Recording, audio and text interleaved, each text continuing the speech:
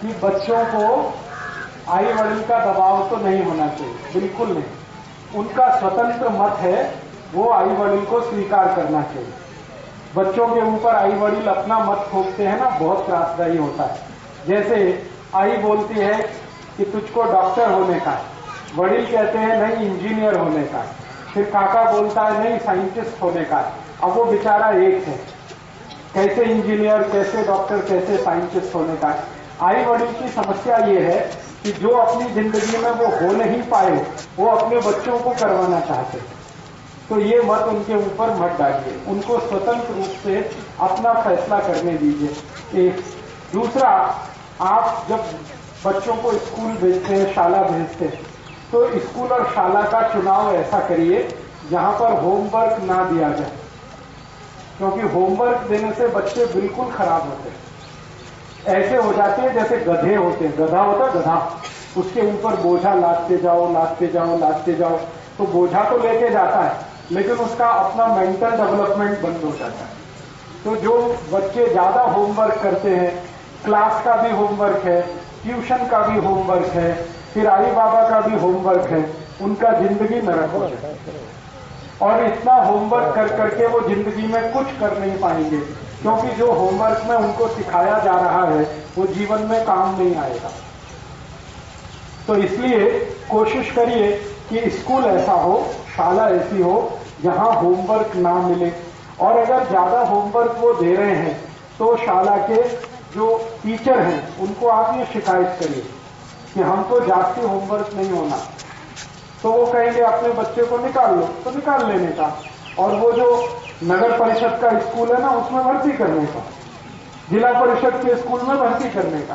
फिर आप कहेंगे वहां पे पढ़ाई नहीं होती, कुछ कम पढ़ाई होती है, लेकिन वहां के बच्चे ब्रेन से बहुत तेज होते हैं। मैं आपको भारत के पूर्व राष्ट्रपति अब्दुल कलाम की माहिती देता हूं।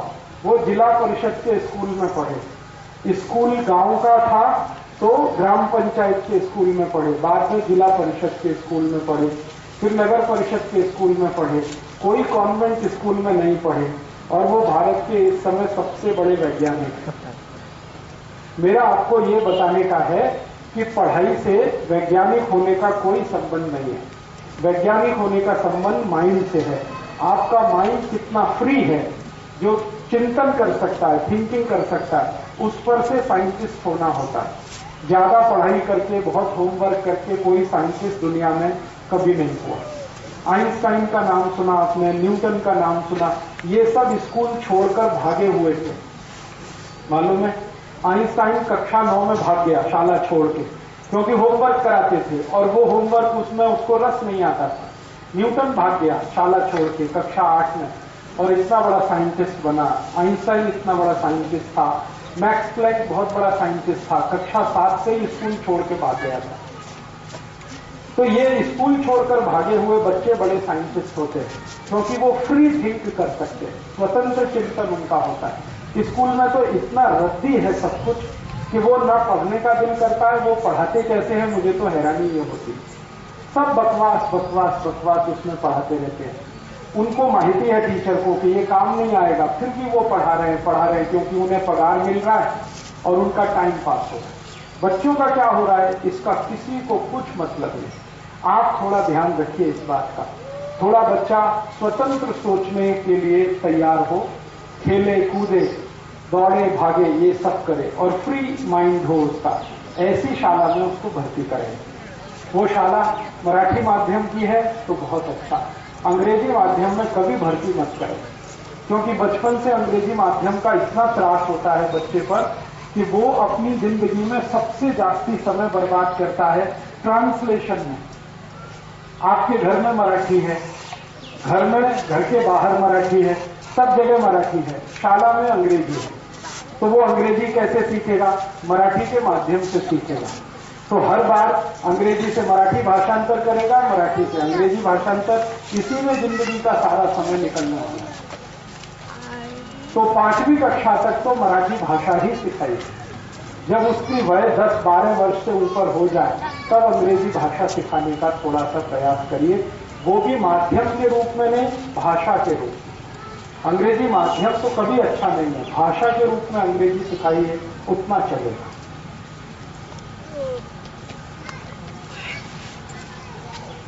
स्पर्धा में कभी मत लाइए अपने बच्चों को, और अपने बच्चों से किसी का कंपटीशन मत कराइए। जैसे कई बार आप बच्चों को बात करते हैं ना, तो किसी का उदाहरण देते हैं, देखो उसका 90% अंक आता है, 90%, तुम्हारा 70% आता है। ये बात कभी भी उसके सामने मत करें। क्यों नहीं करें? हर एक बच्चा अपने आप में यूनिक है, विशेष है। जिसका 90% मार्क्स आता है ना, उसकी जिंदगी की दूसरी बहुत सारी बातें हैं जो नहीं मालूम है, और आपके बच्चे को जिसको 50% आता है उसको मालूम है। जैसे आपका बच्चा है, उसको ज्ञानेश्वरी माहिती है, लेकिन जो 90% वाला उसको माहिती नहीं ज्ञानेश्वरी क्या है, तो उसकी कुछ विशेषताएं हैं। इसलिए दो बच्चों का आपस में कभी भी कंपैरिजन मत करिए, तुलना मत करिए, और एक दूसरे बच्चों को इससे प्रेरित मत करिए, उसका इतना आता है तो तुम्हारा आना चाहिए, बिल्कुल नहीं आना चाहिए। उसका जितना आता है उतना ठीक है। आप कभी भी उसको ऐसे करके मत टोकिए कि उसका इतना आया तुम्हारा इतना कम आया, वो तो इतना नंबर लाया तुम्हारा इतना कम, कभी मत करिए।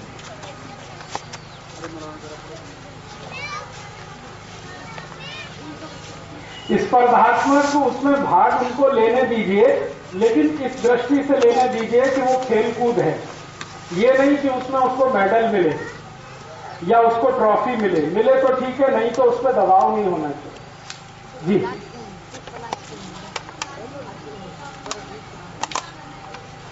हाँ, देखिए योग्य मार्ग आपको खुद भी नहीं मालूम है, मैं आपको सच बताता हूं। आई बाबा जो अपने को सोचते हैं ना कि हम बोलते हैं वो योग्य मार्ग है, आपका मार्ग योग्य इसलिए नहीं है कि आपके ऊपर समाज का दबाव है। समाज का ये दबाव है, समाज ऐसा सोचता है आजकल कि या तो सबको डॉक्टर होना चाहिए, या तो इंजीनियर होना चाहिए, या तो एमबीए करके किसी को मैनेजर होना चाहिए, या तो ये होना चाहिए। इसके अलावा भी समाज में बहुत कुछ है। शेतकरी क्यों नहीं होना चाहिए, उसको कष्टकरी क्यों नहीं होना चाहिए? तो हम जो सोचते हैं वो समाज के दबाव में सोचते हैं। समाज वो जिसके आसपास हम रहते हैं, तो हमारा भी चिंतन स्वतंत्र नहीं है, वो समाज का दबाव है। अब वही दबाव बच्चे पर आप लाएंगे तो वो खुद जो होना चाहता है वो नहीं हो पाएगा। बिल्कुल चिंता मत करिए, सबका फ्यूचर भगवान ने तय किया हुआ। मैं आपको बोलता हूं, सबका फ्यूचर भगवान ने तय किया है। मेरी आई से जाके पूछिए, मेरी आई ने मुझको इंजीनियरिंग का सबसे बड़ा अभ्यास कराया, अभी मैं वो सब छोड़कर ये काम करता हूं। तो मेरी आई कहती है कि तेरे नसीब में यही था। तो मैंने उसको बोला फालतू इंजीनियरिंग क्यों कराया?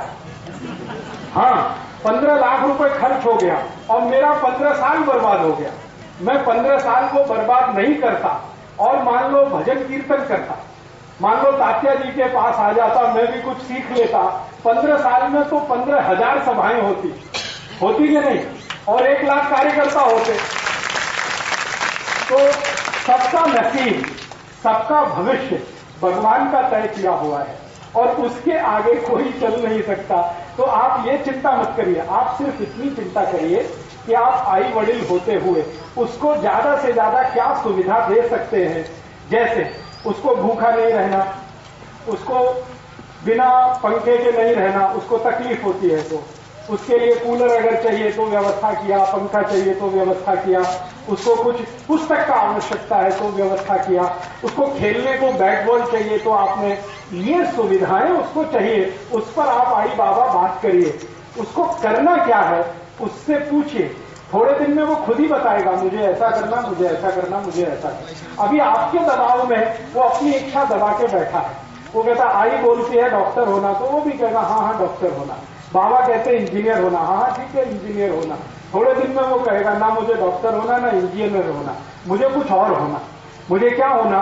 गोपालक होना, गाय का पालन करने वाला होना, तो होना है उसको। तो इसमें आप शक मत करिए, मन में चिंता भी मत करिए, आप सिर्फ सुविधाएं दीजिए उसको, होमवर्क मत करिए। क्योंकि मैंने होमवर्क बहुत किया और मैं गधा हो गया, सच में गधा हो गया। इतना होमवर्क किया मैंने, x + y whole square, x - y whole square, x + y whole cube, x - y whole cube, मेरे जिंदगी में आज तक कभी भी काम नहीं आया। सेल्फ स्टडी के लिए आप कैसे अभ्यास कराएं, जैसे समाज चलता है ना, देश या जीवन या समाज, इसकी स्टडी कराएंगे। कैसे कराएं, मैं आपको एक माहिती देता हूं। उदाहरण के लिए आपके बेटे को एक दिन पोस्ट ऑफिस में लेके जाएंगे, पोस्ट ऑफिस है वहां लेके जाएंगे, और पोस्ट ऑफिस में ABCD से लेकर XYZ तक जो कुछ होता है उसकी स्टडी कराएंगे। पोस्ट ऑफिस है, एक दिन उसको रेलवे स्टेशन लेके जाएंगे, रेलवे स्टेशन, और रेलवे स्टेशन में जो कुछ होता है ABCD से XYZ तक उसकी स्टडी करेंगे। फिर एक बार उसको नगर परिषद में लेके जाइए, फिर एक बार उसको म्यूनिसिपैलिटी के हॉस्पिटल में लेके जाइए, फिर किसी मैटरनिटी होम में लेके जाइए, ABCD से लेकर XYZ। फिर किसी दिन उसको गौशाला में लेके जाएंगे, किसी दिन उसको कोई ऐसी जगह लेके जाएंगे जहां पर मंद बुद्धि बच्चों की शाला चलती है, या जहां पर मेंटली रिटार्डेड बच्चों की, ऐसी जगहों पर ले जाकर स्टडी कराएंगे। ये जो स्टडी वो करेगा, इसमें से उसके रास्ते खुलेंगे। ये जो क्लास की स्टडी है ना, ये दुनिया की सबसे खराब स्टडी। जो हम पढ़ते हैं वो दुनिया का कोई बच्चा नहीं पढ़ता, ना फ्रांस में, ना जर्मनी में, ना स्वीडन में, ना स्विट्जरलैंड में, ना डेनमार्क में, ना अमेरिका में। हमको जो पढ़ाया जाता वो कोई नहीं पढ़ता दुनिया में। हाँ। सर्टिफिकेट के लिए इतना ही पढ़ाइए जितना सर्टिफिकेट मिलने के लिए आवश्यक है, इससे ज्यादा नहीं। उतना ही पढ़ाइए, ज्यादा ज्ञान उसको दीजिए, वो समाज का दीजिए, परिवार का दीजिए, दुनिया का ज्ञान दीजिए। वो ज्ञान उसके जीवन में जरूर काम आएगा और उसमें से उसके रास्ते भी निकल आएंगे। सर्टिफिकेट की एजुकेशन बिल्कुल बेकार की है, उसमें नॉलेज कुछ भी नहीं है। समाज मान्यता उतनी ही है जब तक आपके बेटे में ज्ञान नहीं है। मैं आपको एक माहिती देता हूं। हिंदुस्तान में जिन लोगों को ज्ञान हो जाता है उनकी डिग्री कोई नहीं पूछता। जैसे मैं आपको नाम लेके कहूं, संत ज्ञानेश्वर की डिग्री आपने पूछी, आपके घर में संत ज्ञानेश्वर की फोटो है तो आपने क्यों लगाई? डिग्री माहिती है आपको उनकी, फिर फोटो क्यों लगाई? उनको तो कोई डिग्री नहीं। समर्थ गुरु रामदास की डिग्री पूछी आपने, छत्रपति शिवाजी महाराज की डिग्री पूछी, संभाजी महाराज की डिग्री पूछी, टुकड़ो जी महाराज की डिग्री, किसी की डिग्री हम नहीं पूछते, क्योंकि हम उनके ज्ञान को पूछते। जब ज्ञान की पूजा होती है तो डिग्री बेकार हो जाती है। डिग्री तब तक पूजी जाती है जब तक किसी का ज्ञान आपको पता है। किसी सामने वाले आदमी के बारे में जब आपका परिचय कराया जाता है कि ये व्यक्ति है, मान लीजिए XYZ उसका नाम है और ये IIT से M.Tech किया हुआ है, तो तब तक के लिए महत्व का है जब तक आपको उसके ज्ञान की माहिती नहीं है। जैसे ही आपको उसके ज्ञान की माहिती हो जाती है, वो डिग्री उसके लिए बेकार हो जाती है। दुनिया में किसी की भी पूजा हुई है, समाज ने किसी को भी महान बनाया है बिना डिग्री के भी। आपको और एक माहिती दूं, इंदिरा गांधी की डिग्री माहिती है? किसी को माहिती है? आप में से किसी को माहिती है इंदिरा गांधी की डिग्री क्या थी? 8वीं कक्षा में फेल। इंदिरा गांधी रविंद्रनाथ टैगोर के स्कूल में पढ़ती थी, गुरुकुल में। 8वीं में 2 बार फेल हुई और वो भारत की 17 वर्ष पंत प्रधान रही। 17 वर्ष। अगर डिग्री से देखा जाए तो इंदिरा गांधी इस शाला में क्लर्क नहीं हो सकती, सिपाही नहीं हो सकती। ये जिस शाला में आप बैठे हैं ना, यहां सिपाही होने के लिए मिनिमम क्वालिफिकेशन 12वीं पास है। इंदिरा गांधी 8वीं फेल थी और 17 वर्ष इस देश की राष्ट्रपति, प्रधानमंत्री, पंत प्रधान। इंदिरा गांधी की कोई डिग्री नहीं पूछता है। उसने जो किया उसको सब पूछते हैं। दुनिया में अगर आप अपने बच्चे को महान देखना चाहते हैं, जिसको सब पूछे, तो उसकी डिग्री पे चिंता मत करिए, उसके ज्ञान की चिंता करिए। ज्ञान हमेशा डिग्री से बड़ा होता है। डिग्री कोई महत्व की नहीं है जब ज्ञान बड़ा होता है। ये सारी दुनिया में होता है।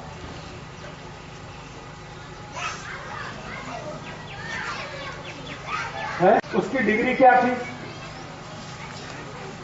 धीरूभाई अंबानी की डिग्री 9वीं फेल, कक्षा 9 में फेल हुआ, उसके बाबा ने स्कूल से निकाल लिया और कहा ये पढ़ेगा नहीं। तो उसको पूछा तू क्या करेगा? तो उसने कहा मैं पढ़ने वाला नहीं। तो क्या करेगा? तो उसने कहा मुझे नौकरी करनी चाहिए। तो ठीक है, तो उसके बाबा के एक दोस्त के पेट्रोल पंप पे उसको नौकरी के लिए रखा, धीरू भाई अंबानी को। तो पेट्रोल भरता था वो गाड़ियों में। एक शहर है गुजरात में, जूनागढ़, वहां पे पेट्रोल भरता था। और वो पेट्रोल भरने वाला आदमी आज हिंदुस्तान में 3 लाख कोटि रुपए के एम्पायर का मालिक, जो 9वीं फेल। और उस धीरू भाई के नीचे काम करने वाले बड़े बड़े पीएचडी, एमटेक, एमबीए लोग हैं। वो अंगूठा छाप था, उसके नीचे सब पीएचडी करने वाले काम करते हैं, नौकर के भी।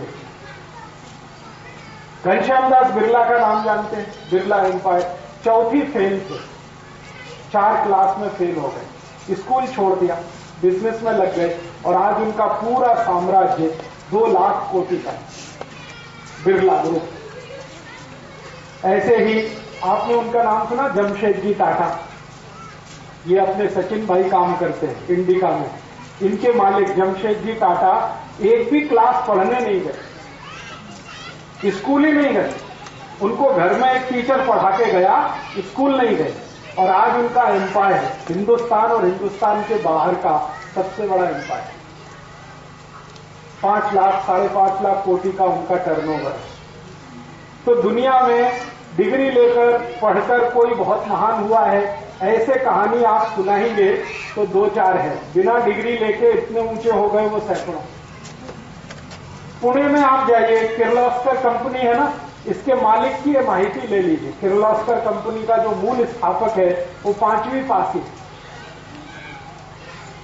तो ज्ञान की दुनिया में चर्चा है और ज्ञान से आपने जो हासिल किया उसकी चर्चा है। डिग्री का कोई महत्व कभी भी किसी समाज में रहा नहीं। डिग्री का महत्व है सिपाही होने के लिए, क्लर्क होने के लिए। कारकुन एक शब्द जानते? कारकुन मराठी का शब्द है। डिग्री चाहिए कारकुन होने के लिए। तो कारकुन बनाना है अपने बच्चे को तो डिग्री पर ध्यान दीजिए। और उसको साइंटिस्ट बनाना है या समाज में ऐसा स्थान दिलाना है जिसकी सब इज्जत करें तो ज्ञान पर महत्व दीजिए। ज्ञान बड़ा है, डिग्री कभी बड़ी नहीं। मेरी बात माने तो मत भेजिए। सुनिए, अगर मुझसे पूछेंगे तो बिल्कुल मत भेजिए इसको। आप बोलेंगे फिर क्या करेंगे? मैं आपको बोलता हूं वो बहुत बड़ा करेंगे। आप स्कूल मत भेजिए, अपने घर में सिखाइए उनको। क्या सिखाएं? गणित सिखाइए। क्या गणित सिखाएं? जोड़, घटाना, गुणा और भाग, बस ये 4 चीज सिखाइए गणित। जोड़ना सीखें, घटाना सीखें, गुणा करना सीखें, भाग करना सीखें। इतना गणित सिखाइए। और ये जो प्रकृति पूरी आपको दिखाई देती है, पूरा ब्रह्मांड, इसके बारे में माहिती दीजिए उनको जास्ती से ज्यादा। गाय है, खेती है, गौपालन है, खेती है, फिर उद्योग है, व्यापार है, इसकी माहिती दीजिए उसको भरपूर। फिर ब्रह्मांड की सूर्य है, चंद्रमा है, तारे हैं, ग्रह हैं, उपग्रह हैं, नक्षत्र हैं, इसकी माहिती दीजिए। फिर चिकित्सा की माहिती दीजिए। फिर भागवत के सूत्र उनको सिखाइए। मैं गारंटी देता हूं कि किसी भी शाला से पढ़े हुए विद्यार्थी को वो हमेशा बीट कर देंगे। हाँ, वो आ जाएगा। मैंने तात्या जी को कहा करवड़ी में गुरुकुल शुरू कर दीजिए। तो जैसे ही वो गुरुकुल शुरू होगा मैं अभ्यासक्रम की पुस्तक दे दूंगा और वो अभ्यासक्रम की पुस्तक के आधार पर आप वहां उनको पढ़ा सकते हैं। और इसमें सब व्यसन मुक्त युवक संघ के परिवार के बच्चे पढ़ें और फिर दुनिया के सामने आप आदर्श प्रस्तुत करें कि देखो हम स्कूल नहीं गए और हमको उन सभी से ज्यादा ज्ञान है जो स्कूल से पढ़कर आए। बाद में क्या होगा? बाद में ये होगा कि 10वीं की परीक्षा उनको हम दिलवाएंगे सीधे, शाला नहीं भेजेंगे, स्कूल नहीं भेजेंगे, 10वीं की परीक्षा उनको दिलवाएंगे। ठीक है? और वो सब उसमें से टॉपर होके निकले हैं बिना शाला और स्कूल। क्योंकि 10वीं की परीक्षा में जितनी माहिती चाहिए वो 6 महीने में हम उनको करा सकते हैं, मात्र 6 महीने में। और 10वीं में वो 90% लेके आ जाएंगे। फिर 12वीं की परीक्षा दिलवाएंगे तो सर्टिफिकेट तो हो गया, लेकिन उनके 10 साल बचाएंगे जो स्कूल में वो बर्बाद कर रहे थे। और उस 10 साल में यहां हम उनको इतना ज्ञान दे देंगे जो उनके अगले 20 साल तक काम आएगा। ये मेरी योजना है कि गुरुकुल के सब विद्यार्थियों को सीधे 10वीं की परीक्षा और 12वीं की परीक्षा सीधे कराएंगे और 10वीं 12वीं की परीक्षा के लिए 6 महीने का अभ्यासक्रम पढ़ा के उनको परीक्षा में पास करा लेंगे और बहुत अच्छे नंबर से वो पास होंगे। ये मेरी गारंटी है, क्योंकि ये जो 10वीं और 12वीं है ना, इसमें मार्क्स कैसे लाना ये मुझे मालूम है। हाँ, उसमें ज्ञान की कुछ जरूरत नहीं, बहुत आसान है उसमें मार्क्स ज्यादा लाना। वो ट्रिक से होता है, ट्रिक। हाँ, मैथमेटिक्स में ट्रिक्स है, फिजिक्स में ट्रिक्स है, केमिस्ट्री में वो ट्रिक्स उनको मैं एक दिन में ही बता दूंगा सब। तो वो जब बैठेंगे परीक्षा में तो 3 घंटे का प्रश्न पत्र 2 घंटे में करके निकल आएंगे। इतनी ट्रिक्स हैं। यही ट्रिक्स है जो वो 10 साल में सीखेंगे, मैं उनको 1 महीने में सिखा दूंगा। मेरा ये कहना है कि उनका 10 साल बचाना, क्यों फालतू में बर्बाद करना 10 साल। वो 10 साल में तो ज्ञानेश्वरी पढ़ लेंगे, वो 10 साल में तो दासबोध पढ़ लेंगे, वो 10 साल में तो ऋग्वेद पढ़ डालेंगे, क्योंकि ऋग्वेद पढ़ने में 4 ही साल लगता है। और 10 साल में तो ऋग्वेद, अथर्ववेद, सामवेद, यजुर्वेद चारों पढ़ डालेंगे, उपनिषद 18 पढ़ डालेंगे 10 साल में। तो इतना ज्ञान हो जाएगा। ये CBSE तो कुछ भी नहीं उनके लिए, ICSE कुछ भी नहीं, महाराष्ट्र बोर्ड तो कुछ भी नहीं। तो मेरा ये है प्लानिंग कि करवड़ी का गुरुकुल शुरू हुआ तो इसके विद्यार्थियों को 10वीं की परीक्षा देके, 12वीं की परीक्षा देके, बस 2 परीक्षा दिलवा के बाकी 12 साल उनको ज्ञान सिखाना। तो कभी जरूरत पड़े तो सर्टिफिकेट है, बाकी तो ज्ञान है ही अपने पास। और सर्टिफिकेट कौन सा देखा जाता है? 10वीं का ही ना, 12वीं का, 8वीं का कोई देखता है, 7वीं का कोई देखता है, 6वीं का कोई देखता है। तो काय को मगजमारी करना जब कोई देखता ही नहीं उसको, टाइम क्यों वेस्ट कर। मेरा ये कहना है कि मैंने जिंदगी में जितना समय बर्बाद किया दूसरे बच्चों का नहीं होना चाहिए। मेरे 15 साल बर्बाद हुए, इसकी मुझे बहुत कसक है, क्योंकि अभी मैं जो काम करता हूं ये तो मैंने वो सीखा है जो डिग्री वालों ने नहीं सिखाया। ये चिकित्सा तो मुझे डिग्री वालों ने नहीं सिखाई, मैंने स्वाध्याय करके सीखी। खेती मुझे उन्होंने नहीं सिखाई, मैंने स्वाध्याय से सीखी। तो जो स्वाध्याय से सीखा वो काम आ रहा है, डिग्री वाला तो कभी काम नहीं आया मेरे, तो उनके भी काम नहीं आएगा। तो इसलिए मैं जो अभ्यासक्रम बना रहा हूं उसमें 10वीं और 12वीं की 2 परीक्षाएं देने का, बाकी 11 साल जो है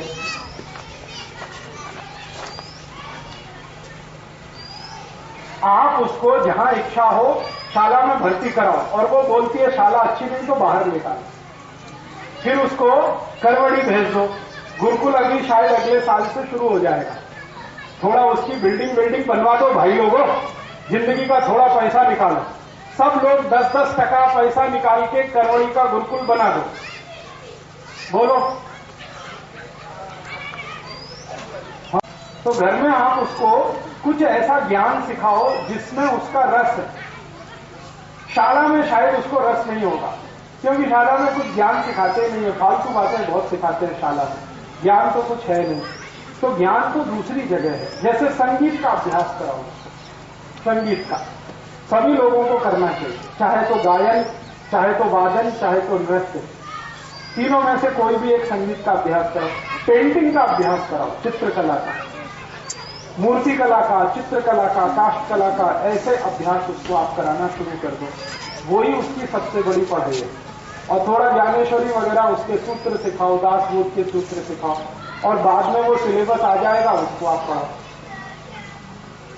मैंने ये प्रयोग कर लिया है, तब मैं बोल रहा हूं। हमने एक स्कूल चलाया है उत्तर प्रदेश में, अब तो उत्तर प्रदेश नहीं है, एक नया राज्य बन गया उत्तराखंड। वहां पे एक शहर है मसूरी, वहां पे हमने एक स्कूल चलाया, गुरुकुल है। वो सभी फेल बच्चों के लिए चलता है, पास बच्चे वहां नहीं लेते हैं, जो फेल हो जाते हैं ना उनकी भर्ती करते, 7वीं फेल, 8वीं फेल, और जो 2 बार फेल है उसको सबसे पहले लेते हैं। हाँ, हमारा नियम है वहां का। वो स्कूल चलाने के लिए मेरे एक दोस्त हैं, वो और उसकी पत्नी दोनों मिलकर चलाते हैं। उसका नाम है संदीपनी गुरुकुल। संदीपनी आप जानते हैं, कृष्ण भगवान के मित्र संदीपनी, उनके नाम से वो गुरुकुल है। तो वहां पर हम बच्चों को पढ़ाई करते हैं। कैसे पढ़ाई करते हैं? वहां पर कोई कमरा नहीं है, खोली नहीं, और गुरुकुल है। बिना खोली के गुरुकुल कैसे? तो झाड़ के नीचे क्लास लगती है। और क्लास कैसे लगती है? मान लो एक दिन हम पढ़ाई शुरू करते हैं, पानी के बारे में पढ़ाई करना, पानी। तो पानी का ABCD से लेकर और XYZ तक उनको पढ़ाते हैं। पानी क्या है, कैसे बनता है, कहां से आता है, पीने के लिए कैसे वापरना, नहाने के लिए, सब माहिती उनको देते हैं। फिर जब पूरी माहिती हो जाती है तो एक क्लास खत्म होती है। वो एक क्लास 3 महीने चल सकती है, 4 महीने चल सकती है, 5 महीने चल सकती है। पीरियड्स नहीं होते, 40 मिनट का पीरियड, 45 मिनट, ये नहीं। सवेरे से चालू हुआ, दोपहर तक चला, जब भी भूख लगी क्लास बंद हो गई, भोजन किया, विश्राम किया, फिर उठ गए, फिर क्लास चालू।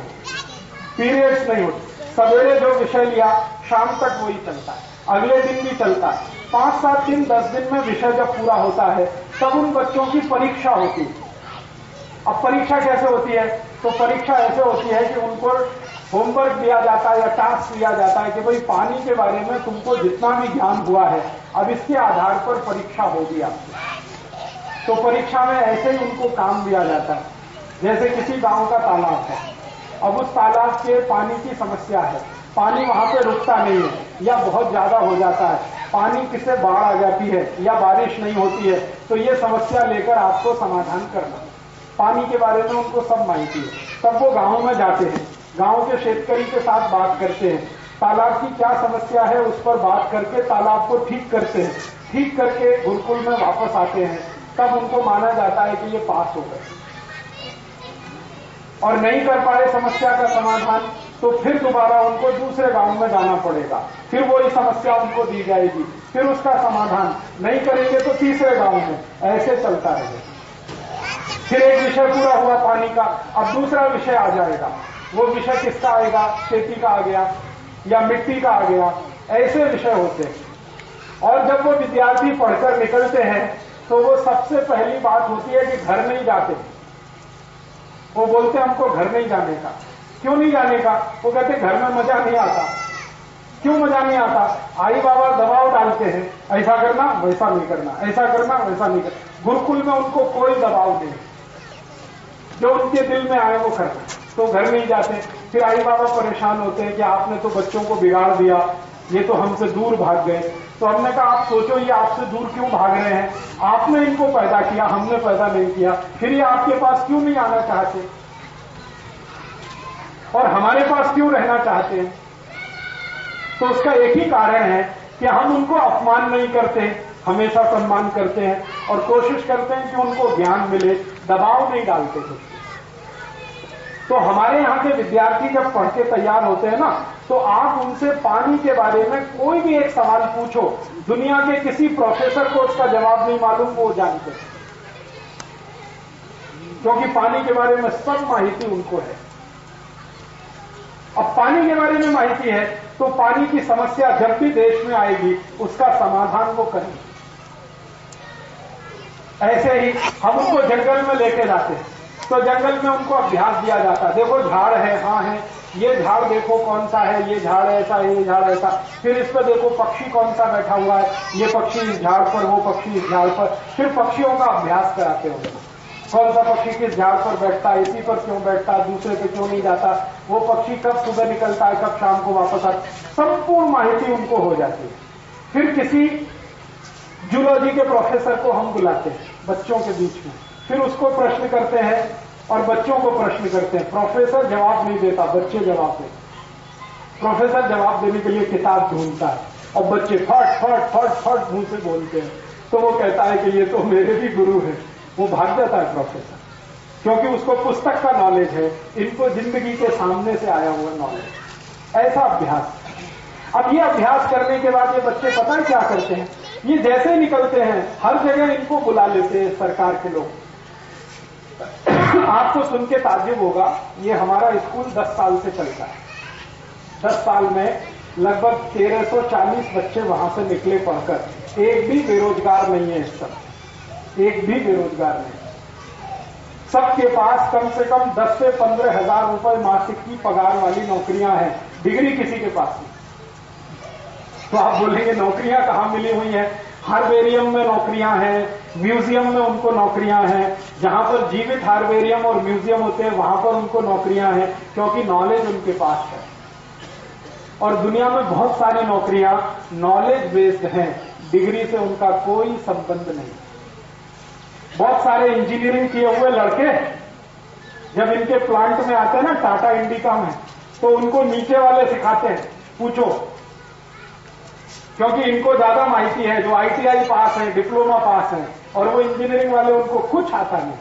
असेंबली लाइन पे खड़ा कर दो तो गुड़ का गोबर कर देंगे। वो कार बनानी है उसको खड्डे में डाल देंगे। उनको अलग से सिखाना पड़ता है। क्यों सिखाना पड़ता है? डिग्री तो है, नॉलेज नहीं है, तो नॉलेज के लिए काम सिखाना पड़ता है, तब जाके वो काम करते हैं। तो जब नॉलेज देना ही पड़ता है तो शुरू से क्यों नहीं दे, बाद में देना है इतना टाइम वेस्ट करके? तो अपने को एक ऐसी शिक्षा पद्धति लानी है जो ज्ञान आधारित है, डिग्री आधारित नहीं। ज्ञान पहले है, डिग्री बाद में। मिले डिग्री तो ठीक, नहीं तो ज्ञान तो है अपने पास।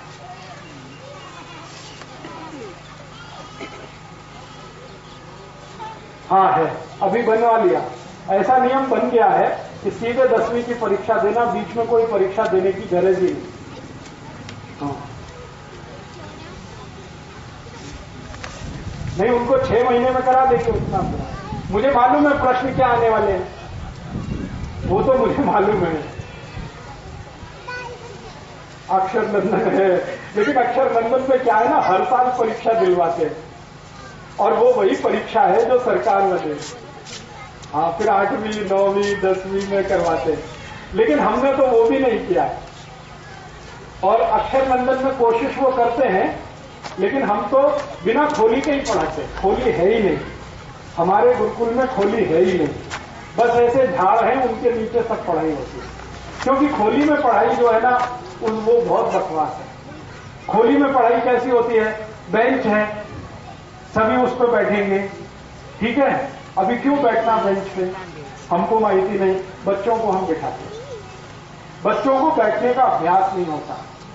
अगर आप उनको जबरदस्ती बिठाएंगे ना तो 10-20 मिनट में वो बोर हो जाएंगे।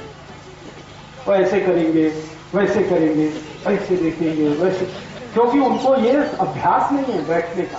और आपने मार मार के बैठेंगे, डिसिप्लिन, अनुशासन, बैठ बैठ बैठ, तो बेचारा जो कूदने वाला आदमी है, भागने वाला आदमी है, उसको 6 तास पकड़ के बिठा दिया आपने, गोबर गणेश। अब क्या करेगा वो? हर एक टीचर आ, चुप, एक भी टीचर घुसेगा, चुप। अरे चुप क्यों रहना उसको भाई, वो तो बोलने के लिए पैदा हुआ है, चुप होने के लिए नहीं है। एक भी टीचर घुसेगा, चुप, कीप साइलेंट, चुप रहो, बात मत करो, आपस में बात मत करो। वो बात नहीं करेगा तो उसकी मैत्री नहीं होने वाली है एक दूसरे से। तो हम ऐसे मूर्ख लोग हैं जो उनको उल्टी उल्टी बातें सिखाते हैं। और दुनिया के सबसे मूर्ख हैं टीचर, जो उनको सिखाने के लिए जाते हैं। खुद को कुछ माहिती नहीं है, बच्चों को जबरदस्ती वो सब करा। अभी देखिए एक और समस्या है, बेंच है ना, बेंच या क्लासरूम, तो वो कैसा है? ऐसे एक लाइन है, ऐसे एक लाइन है, माने वर्गाकार है या तो आयताकार है, रेक्टेंगल है या तो स्क्वायर है। तो रेक्टेंगल है या तो स्क्वायर है, इसमें सभी स्ट्रेट लाइन है ना, ऐसे लाइन, ऐसे लाइन, ऐसे लाइन है। जिंदगी में क्लासरूम को छोड़कर कहीं भी स्ट्रेट लाइन होती नहीं, पूरे जीवन में नहीं है। कहीं बता दो मुझे, झाड़ स्ट्रेट लाइन है, पहाड़ स्ट्रेट लाइन है, नदी स्ट्रेट लाइन है, विहिर स्ट्रेट लाइन है, कैनाल स्ट्रेट लाइन है, कुछ भी स्ट्रेट लाइन नहीं है जीवन में। तो आप क्यों जबरदस्ती उसको स्ट्रेट लाइन में फंसा रहे? अच्छा, मैं एक और माहिती देता हूं। हमारे शहरों में बड़े बड़े फ्लैट्स हैं, अपार्टमेंट्स हैं, सब स्ट्रेट लाइन में है कि नहीं? अच्छा, गांव में कौन सी चीज स्ट्रेट लाइन में है? गांव की गली ऐसे है ना, है कि नहीं? और मैं आपको माहिती देता हूं, कि जो लोग स्ट्रेट लाइन वाले अपार्टमेंट्स में रहते हैं उनमें कभी भी प्रेम और भाईचारा हो नहीं सकता, और जो ऐसी ऐसी गलियों में रहते हैं वो सभी प्रेम और भाईचारे से रहते हैं। गांव में एक मीटिंग बुलानी है, सब लोग आ जाएंगे आधा घंटे में, शहर में बुला के देखो, और वो भी किसी अपार्टमेंट में बुला के देखो, कोई नहीं आएगा, क्योंकि स्ट्रेट लाइन एक दूसरे को काटती है, हमेशा काटेगी ही। इसलिए स्ट्रेट लाइन में गांव का कोई घर नहीं बनाया जाता। गांव के घर वैसे होते हैं जैसे झाड़, नदी, पहाड़ होते हैं। झाड़ टेढ़ा मेढ़ा है, घर भी टेढ़ा मेढ़ा है, नदी टेढ़ी मेढ़ी है, हमारी गांव की गली भी टेढ़ी मेढ़ी है। प्रकृति जैसी है वैसे गांव होते हैं। तो इसलिए गांव में प्रकृति जैसा प्रेम भाईचारा है, और शहर जो स्ट्रेट लाइन है वो प्रकृति के विरुद्ध है। इसलिए दुनिया के हर शहर में मारामारी और काटाकाटी सबसे ज्यादा, और गांव में प्रेम और सद्भाव सबसे ज्यादा। तो हम बच्चे को कहां भेज रहे हैं? क्लासरूम में। वो स्ट्रेट लाइन है, सत्यानाश हो रहा है उसका, और रोज 6 घंटे मार मार के बिठा रहे, चुप बैठ, बात मत कर, इसको मत दे, उसको मत दे। उसके लिए आपने जेल बना दिया, स्कूल नहीं है, जेल है। और जब छुट्टी होती है ना, कैसे भागते हैं बच्चे, जैसे जेल से छूटे। पूछो ना इन बच्चों को, क्योंकि उनको 6 घंटे त्रासदायक आपने पकड़ के रखा है। बेचारे वो बैठना नहीं चाहते, वो तो खेलना, कूदना, उछलना, सब उनका काम वही है। आपने पकड़ के बिठा लिया, फिर 6 घंटे बाद टन टन टन टन घंटी ऐसा तेज भागेंगे जैसे जेल में से भागे हैं। और किसी भी बच्चे के दिल को पूछो, कल शाला जाने का है? नहीं जाने का। क्यों नहीं जाने का? त्रास है उसको, मानसिक त्रास है। आप घर में देखो, बच्चे स्वतंत्र हैं, खेल कूद करते हैं, इधर उधर भागते हैं, सो जाते हैं, खा लेते, पी लेते। ऐसी ही शाला होनी चाहिए जैसा घर है, तब तो वो जाएंगे, नहीं तो थोड़े दिन के बाद बोर होके वापस आएंगे। फिर आप बोलेंगे कि जो बोर नहीं हुआ वो इंटेलिजेंट है, क्योंकि वो बेचारा चुपचाप क्लासरूम में बैठ गया, टीचर ने जैसा कहा उसने लिख लिया। आप कहेंगे बड़ा अनुशासन वाला है, बहुत होशियार है, सत्यानाश उसका हो गया दिमाग का। आप कह रहे हैं बड़ा होशियार है। बच्चों का स्वभाव बिल्कुल वैसा होता है जैसे गाय के बछड़े का। गाय का बछड़ा है ना, आप उसको बांध के रखो, कितना त्रास है उसको, और छोड़ के रखो, कितना खुशी से इधर भागेगा उधर भागेगा, फिर अपनी आई के पास वापस आ जाएगा, फिर भाग के जाएगा। फिर ऐसे ही बच्चे होते हैं, वो भागेंगे दौड़ेंगे, फिर आई के पास आएंगे, फिर जाएंगे, फिर आएंगे। ये जो उनका विकास है, ये जीवन का सबसे बड़ा काम है। ये स्कूल नहीं दे सकता, ये घर में हो सकता है थोड़ा, नहीं तो गुरुकुल में हो सकता है। ऐसा गुरुकुल जहां डिग्री के लिए नहीं पढ़ाया जाए, तो वैसा गुरुकुल बन जाए, ऐसा मैं इन लोगों से कई साल से बोल रहा हूं। करवड़ी में कर लो, थोड़ी बहुत जगह है, थोड़ी बहुत और ले लो, सब लोग 10-10 टका अपने पैसे निकालो, क्योंकि ज्यादा पैसे अपने लिए नहीं रखना, हाँ अच्छा नहीं है। देखो, ज्यादा पैसे अपने लिए रखोगे तो पाप होगा, और पाप के भागीदार आप सब। अपने लिए कम से कम रखना, समाज के लिए ज्यादा रखना। तो गुरुकुल बना लो, अच्छे से बना लो, मैं उसमें टीचर हो जाऊंगा और आपको टीचर बनाऊंगा, फिर आप बच्चों को पढ़ाएंगे। फिर एक गुरुकुल से 2, 2 से 5, 5 से 10, ऐसे पूरे महाराष्ट्र में खोल देंगे। और मैं आपको गारंटी देता हूं, सब स्कूल बंद हो जाएंगे। हमारे गुरुकुल अगर शुरू हो गए तो सब शाला बंद हो जाएगी, क्योंकि बच्चे सब भागकर यहीं आएंगे। वो अपने आई बाबा को कहेंगे वहां जाने का, क्योंकि वहां ज्यादा अच्छी पढ़ाई है। पढ़ाई माने सीखना, ज्ञान लेना, और उसका कोई मतलब नहीं है। पढ़ाई का माने ये नहीं है ABCD, पढ़ाई का माने ये नहीं है काखा गाढ़ा, ये तो अक्षर ज्ञान है, इसका पढ़ाई से कोई संबंध नहीं है। ज्ञान जो जीवन को चलाने के लिए उपयोगी है, वो पढ़ाई का हिस्सा है। तो वैसा एक करें तो सही शिक्षा इनको मिले। ऐसी ही शिक्षा में राम कृष्ण पढ़े थे। राम तो पता है गुरुकुल में ही गए, कृष्ण भी गुरुकुल में गए, और कृष्ण और राम के बाद के सारे हिंदुस्तान के महान लोग गुरुकुलों से ही निकले। तो गुरुकुलों से निकले हैं इतने सारे महान लोग, तो आगे फिर निकलेंगे, क्योंकि वहां ज्ञान आधारित पढ़ाई थी। डिग्री आधारित पढ़ाई हमारे देश में कभी रही नहीं। ये अंग्रेजों के यहाँ की डिग्री आधारित पढ़ाई। वो जब भारत में आए तो उन्होंने वही पढ़ाई यहाँ पे शुरू कर दी। अब वो चले गए, हमने वो आज तक बदली नहीं है, वो वैसे ही चल रहे। तो आपके छोटे बच्चे हैं ना, उनको आप ऐसे ही अभ्यास कराइए जैसी मैं माहिती दे रहा हूं। जबरदस्ती शाला भेज के अभ्यास करा के कुछ लाभ नहीं है। वो कभी कहे शाला नहीं जाने का, तो बोलिए ठीक है नहीं जाने का, घर में रहने का, क्या करना है शाला, उनको प्रोत्साहित करने का। अभी वो शाला नहीं जाएंगे तो आई बाबा मार मार के उनको शाला भेज के आए। क्यों नहीं जाएगा? फेल हो जाएगा। अरे पास होके क्या करने वाला है, जो फेल होने से आप डर रहे हैं? कभी मत डरिए। मेरा तो ये मानना है जो बच्चे फेल हो गए वो ज्यादा अच्छे हैं, क्योंकि उनका दिमाग खराब नहीं हुआ अभी। जो जिनको 100% नंबर आ गया वो तो बिल्कुल गए, किसी काम के नहीं है, क्योंकि वो तो x+y² ही पढ़ेंगे, उनको बाकी कुछ आएगा ही। इसलिए फेल होने से घबराइए मत, ज्यादा पास होने का दबाव डालिए मत, ज्यादा अंक लाने का दबाव डालिए मत, क्योंकि नंबर से डिग्री से दुनिया में कभी भी कुछ हुआ नहीं, आगे भी होगा नहीं। ठीक है, चलिए बहुत ज्यादा अभी हो गया। अभी मुझे जो है एक व्याख्यान में जाना है पलटन, अभी 7 बज गया है, ज्यादा देर में अब नहीं रुक सकता। वो दे दूंगा, आप एक बार शुरू करो।